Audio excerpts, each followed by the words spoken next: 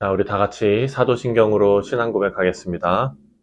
전능하사 천지를 만드신 하나님 아버지를 내가 믿사오며 그 외아들 우리 주 예수 그리스도를 믿사오니 이는 성령으로 잉태하사 동정녀 마리아에게 나시고 본디오 빌라도에게 고난을 받으사 십자가에 못 박혀 죽으시고 장사한 지 사흘 만에 죽은 자 가운데서 다시 살아나시며 하늘에 오르사 전능하신 하나님 우편에 앉아 계시다가 저리로서 산 자와 죽은 자를 심판하러 오시리라. 성령을 믿사오며 거룩한 공회와 성도가 서로 교통하는 것과 죄를 사하여 주시는 것과 몸이 다시 사는 것과 영원히 사는 것을 믿사옵나이다. 아멘. 우리 찬송가 420장 너 성결케 위해 함께 찬송하겠습니다.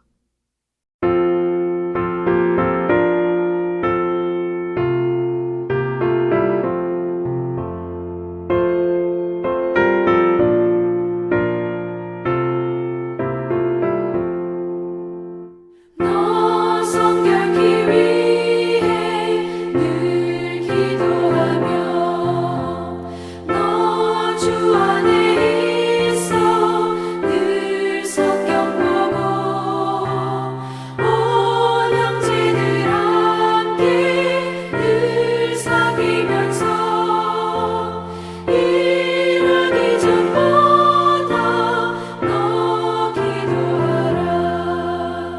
너 성결케 위해 내 머리 숙여 저 은밀히 계신 내 주께 빌라. 주 사귀어 살면 주 닮으리니 널 보는 이마다 주 생각하리.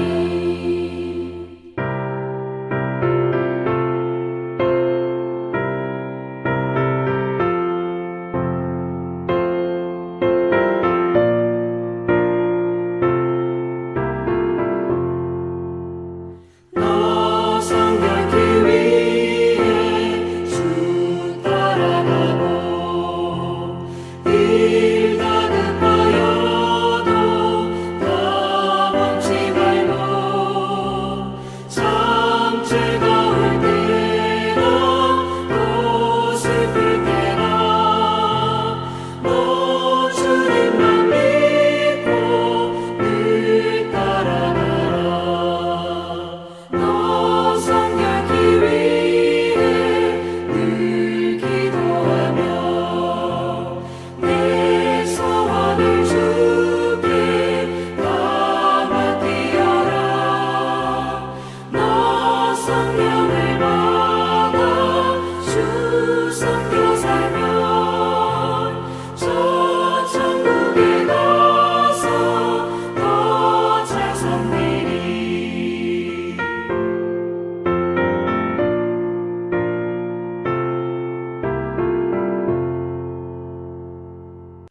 오늘 우리에게 주시는 하나님의 말씀은 사도행전 25장 13절부터 마지막 27절까지 말씀입니다. 수일 후에 아그리빠 왕과 베니게가 베스도에게 문안하러 가이사라에 왔어. 여러 날을 있더니 베스도가 바울의 일로 왕에게 고하여 이르되 벨릭스가 한 사람을 구류하여 두었는데 내가 예루살렘에 있을 때에 유대인의 대제사장들과 장로들이 그를 고소하여 정죄하기를 청하기에 내가 대답하되 무릇 피고가 원고들 앞에서 고소 사건에 대하여 변명할 기회가 있기 전에 내주는 것은 로마 사람의 법이 아니니라 하였노라. 그러므로 그들이 나와 함께 여기 오매 내가 지체하지 아니하고 이튿날 재판 자리에 앉아 명하여 그 사람을 데려왔으나 원고들이 서서 내가 짐작하던 것 같은 악행의 혐의는 하나도 제시하지 아니하고 오직 자기들의 종교와 또 예수라 하는 이가 죽은 것을 살아있다고 바울이 주장하는 그 일에 관한 문제로 고발하는 것뿐이라. 내가 이 일에 대하여 어떻게 심리하는지 몰라서 바울에게 묻되 예루살렘에 올라가서 이 일에 신문을 받으려느냐 한즉 바울은 황제의 판결을 받도록 자기를 지켜주기를 호소하므로 내가 그를 가이사에게 보내기까지 지켜두라 명령하였노라 하니 아그리빠가 베스도에게 이르되 나도 이 사람의 말을 듣고자 하노라. 베스도가 이르되 내일 들으시리이다 하더라. 이튿날 아그리빠와 버니게가 크게 위험을 갖추고 와서 천부장들과 시중의 높은 사람들과 함께 접견 장소에 들어오고 베스도의 명으로 바울을 데려오니 베스도가 말하되 아그리빠 왕과 여기 같이 있는 여러분들이여 당신이 보는 이 사람은 유대의 모든 무리가 크게 외치되 살려두지 못할 사람이라고 하여 예루살렘에서 여기에서도 내게 청원하였으나 내가 살피건대 죽일 죄를 범한 일이 없더이다. 그러나 그가 황제에게 상조한고로 보내기로 결정하였나이다. 그에 대하여 황제께 확실한 사실을 아를 것이 없으므로 신문한 후 상소할 자료가 있을까 하여 당신들 앞, 특히 아그리빠 왕 당신 앞에 그를 내세웠나이다. 그 죄목도 밝히지 아니하고 죄수를 보내는 것이 무리한 일인 줄 아나이다 하였더라. 아멘. 네, 기도하겠습니다. 하나님 아버지, 오늘도 말씀 앞에 서는 우리 모두에게 주님께서 지혜 허락하여 주시고 하나님께서 이 말씀을 통하여 우리에게 큰 깨달음을 주셔서 우리의 삶의 방향을 바로 설정하는 귀한 능력의 말씀 될 수 있도록 인도하여 주옵소서. 감사드리오며 예수님의 이름으로 기도하옵나이다. 아멘. 자, 유대 나라에 새 총독 베스도가 부임했는데요. 새 총독으로 유대인들과 좋은 관계를 갖고 싶었습니다. 베스도에게 유대 지도자들이 한결같이 감옥에 갇힌 바울을 죽이라고 요구하는 것이죠. 베스도는 유대인들과 관계를 좋게 하기 위해서 그렇게 하고 싶었겠지요. 그러나 베스도가 바울을 조사해 보니까 그렇게 하기가 어려운 거라는 것을 깨달았습니다. 왜냐하면 로마 법을 적용하려면 죽일 죄목 찾기가 확실해야 되는데 그 죄목을 찾는 것이 어렵다는 거예요. 로마 법을 지켜야 하는 총독으로서 분명하게 이 사람이 사형을 당할 만한, 죽일 만한 죄목이 없이 사도 바울을 죽일 수가 없었습니다. 또 바울을 죽일 만한 아무런 근거가 없었기 때문에 그도 나름대로 이런저런 고민을 하다가 바울에게 예루살렘 가서 신문을 받겠느냐 했더니 로마 시민권자였던 바울이 로마에 가서 가이사에게 재판받겠다 합니다. 그러니 베스도는 사도 바울을 황제에게 보내는 수밖에 없었는데 문제는 사도 바울의 죄목이 없었다는 거예요. 이 문제 때문에 베스도가 고민을 하다가 아그리빠 왕이 부임해서 예방차 가이사라로 오게 됐을 때 그 고민을 그에게 이야기합니다. 그래서 유대의 왕이죠. 아그리빠 왕을 만났을 때 베스도는 사도 바울의 재판권에 대해서 의논하면서 협조를 구합니다. 그때 베스도가 매우 중요한 사실을 언급하는데 18절과 19절입니다.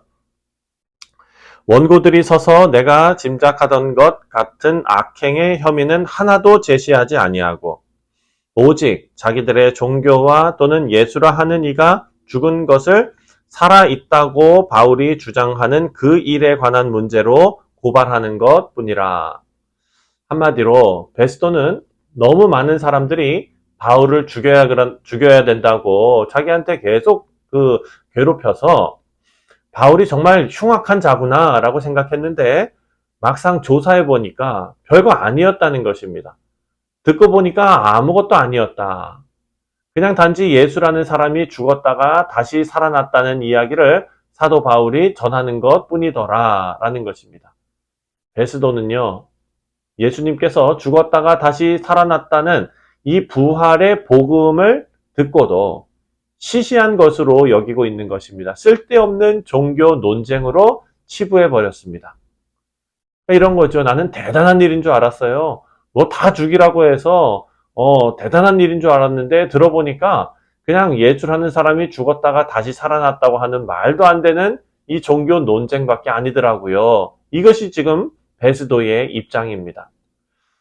사랑하는 성도님들, 한 인생이 정말 죽었다가 다시 살아나는 부활, 이 모든 인류가 부활하게 되는 이 놀라운 구원의 복음을 듣고도 베스도는 아무것도 아닌 것처럼 생각하는 것이 너무나 충격적이죠. 사도 바울은 벨릭스 총독 때 2년 동안 억울하게 감옥에 갇혀 있었고 베스도 총독에게서는 철저하게 무시당하고 있습니다. 이것은 사도 바울이 무시당한 것이 아니라 부활의 복음 자체가 이에게 무시당한 것입니다. 이것이 바울이 활동했던 그 당시 문제만 아니라 지금도 마찬가지죠. 우리는 예수님의 부활을 믿습니다. 얼마나 놀라운 일입니까?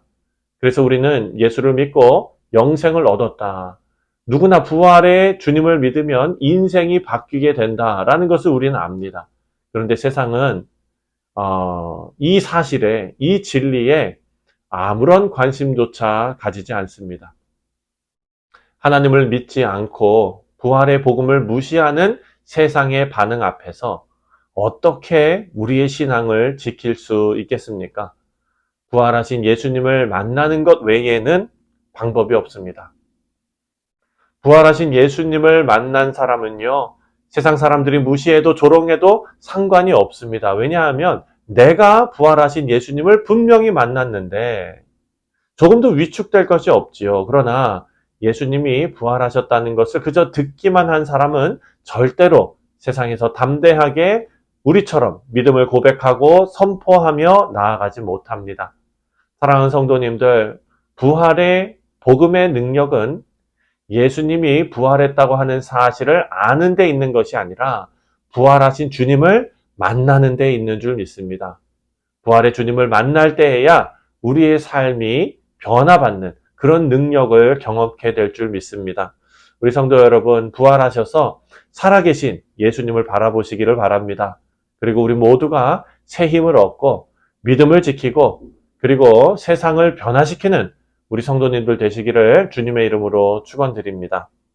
자, 오늘 본문 23절 이하를 보면은요, 아그리빠 왕과 바울이 지금 등장을 합니다. 아그리빠 왕은 왕 위에 합당한 격식을 가지고 등장합니다. 좋은 옷을 입고 머리에 금으로 된 왕관을 쓰고 그때 당시는요, 이 왕을 상징하는 그 옷을 4가지 색깔로 그렇게 만들었습니다. 로열 컬러죠. 네, 그런 것들을 입고 그리고 신문하러 나온 것입니다. 그리고 왕후격인 버니게는요, 그때 당시 기록을 보면 그 사람이 옷을 입고 지나가면은요, 5m 이상 끌리는 긴 옷을 입은 그런 옷을 입고서 등장했다고 합니다. 베스도 총독도 로마 권위의 상징인 자색, 그 망토를 입고 나옵니다. 그렇게 위엄을 갖추고 등장하는 것입니다. 이에 반해 사도 바울은 어떻습니까? 죄인의 신분으로 그 앞에 섭니다. 사람들 보기에는 비주얼만 봐도 참 얼마나 큰 대조가 되겠습니까? 하늘과 땅 차이죠. 사랑하는 성도님들, 우리가 그 상황에서 어느 쪽에 서고 싶겠습니까? 사람의 평가에 목을 매는 사람은요, 아마 아그리빠 왕 같은 사람이 되고 싶지 사도 바울 같은 사람이 되고 싶지는 않을 것입니다. 하지만 아그리빠 왕이 누굽니까?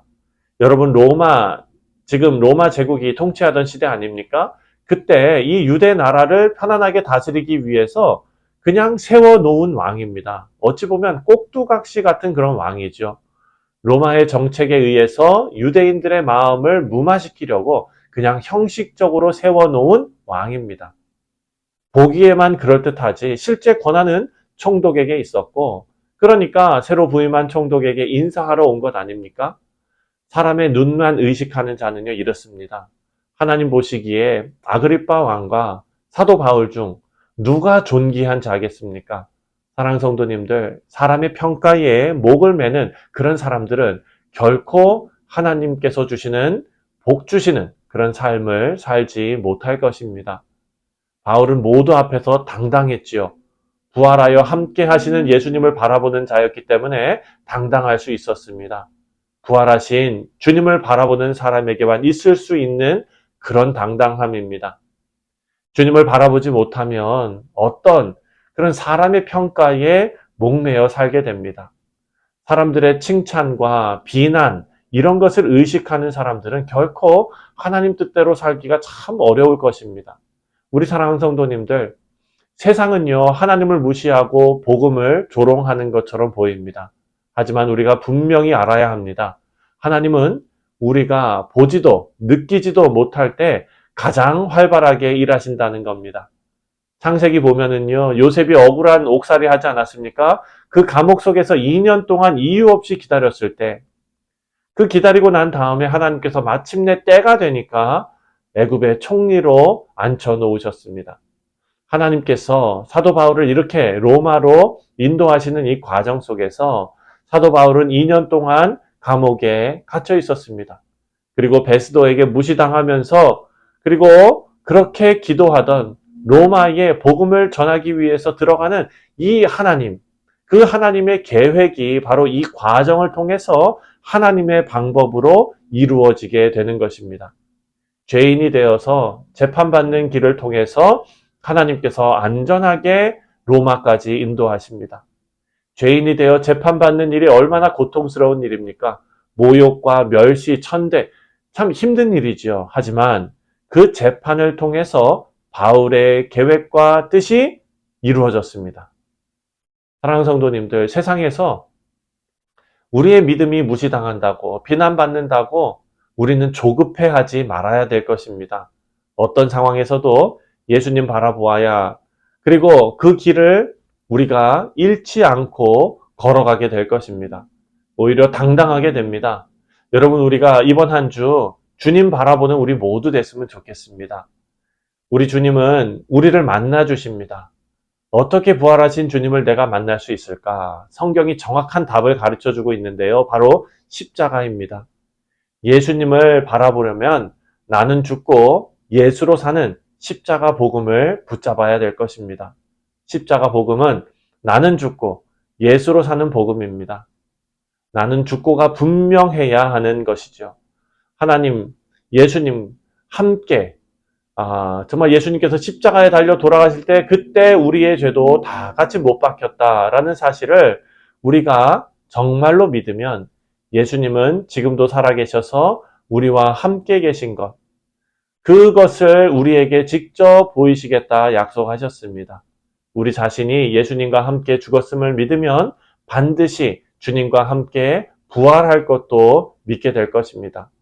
사랑하는 성도님들, 우리가 진정 우리 인생에 중요한 것이 무엇인가를 오늘 이 말씀을 통해서 다시 한번 생각하며 사람의 칭찬과 그리고 사람의 비난에 흔들리지 마시고 더욱 살아계신 예수님을 바라보며 복받는 길, 믿음의 길, 승리하는 길을 다 같이 걸어가시기를 주님의 이름으로 축원드립니다. 기도하겠습니다. 하나님 아버지, 은혜와 사랑에 감사드립니다. 세상의 시선에 우리가 너무나 의식해서 세상의 칭찬 혹은 세상의 비난에 우리가 일희일비하는 그런 자들이 되지 않게 하시고 영원한 하나님의 나라를 사모하며 오늘 하루도 부활 소망을 가지고 믿음을 가지고 복음의 능력으로 하루 살아내는 우리 모두 되게 하여 주옵소서. 감사드리오며 예수님의 이름으로 기도하옵나이다. 아멘.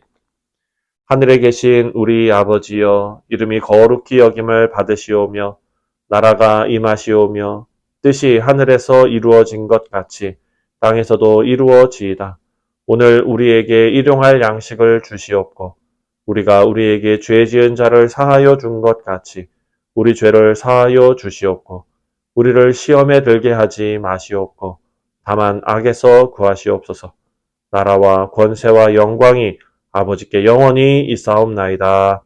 아멘. 네, 사랑하는 성도님들, 오늘 월요일은 우리가 교육부서를 위해서 기도하는 날입니다. 우리 자녀들이 귀한 믿음을 지키며 살아갈 수 있도록 위해서 기도해 주시고 또 이를 위해 수고하는 우리 교사들을 위해서 함께 기도하도록 하겠습니다. 다 같이 기도합니다.